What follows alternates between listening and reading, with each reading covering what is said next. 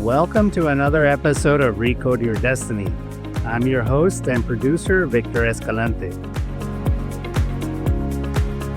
This week, I had some very interesting cases that I want to share with you.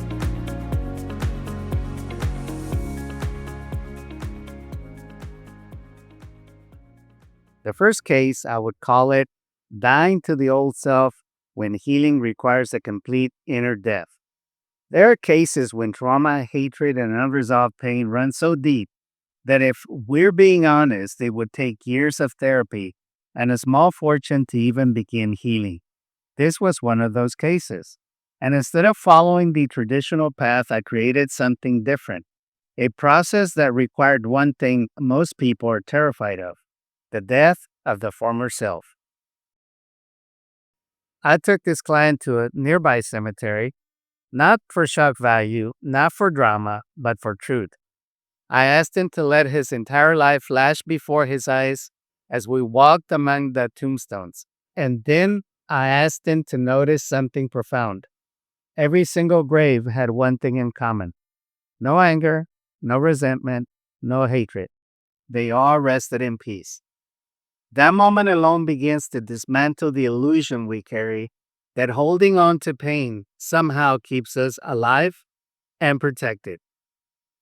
I didn't create this process randomly. I created it because I needed it for myself.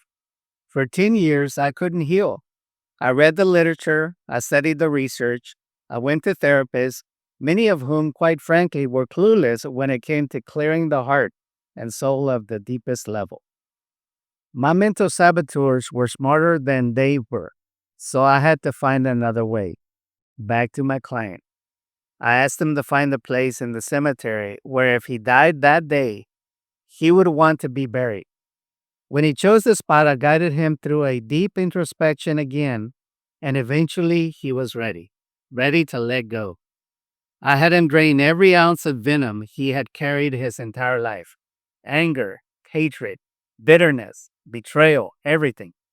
And when he released it, something remarkable happened. He said, "I can finally breathe." When we arrived at the cemetery, he had trouble breathing. He has been living in constant fear of dying prematurely from a heart attack. His body had been carrying the weight of his unresolved pain. Then I asked him to find another place, not where he would die, but where he would rise, a place to be reborn like the phoenix from the ashes. What happened next was one of the most powerful transformations I've ever witnessed. Right before my eyes, his entire nervous system recalibrated. He suddenly saw his life clearly: his health, his body, his business, his family, his wife, all of it. Not perfect, but blessed. You're listening to Recode Your Destiny. Stay tuned for this important message from our sponsor. We'll be right back.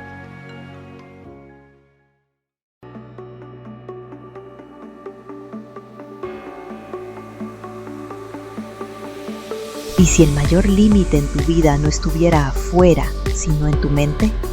La forma en que piensas, sientes y reaccionas no es casualidad, es programación. Y la buena noticia es que puede reprogramarse. Escalante Mind Recode presenta la certificación en programación neurolingüística, una formación profunda para quienes desean romper patrones, elevar su desempeño personal y profesional y aprender a influir con ética, claridad y propósito. Esta certificación no es solo para coaches o terapeutas, es para líderes, emprendedores, educadores y personas comprometidas con su crecimiento interior. Aprenderás a dominar tu estado emocional, comunicarte con impacto y transformar bloqueos en poder personal. Las inscripciones ya están abiertas. El cambio comienza con una decisión. Escalante Mind Recode. Reprograma tu mente. Reescribe tu destino. Cupos limitados. Inscríbete hoy.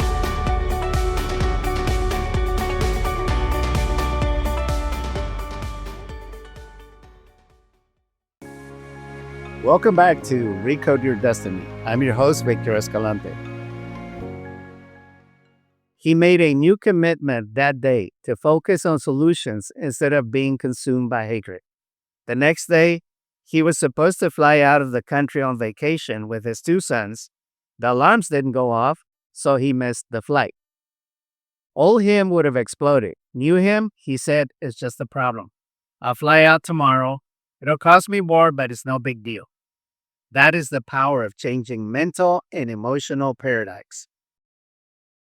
Case number 2.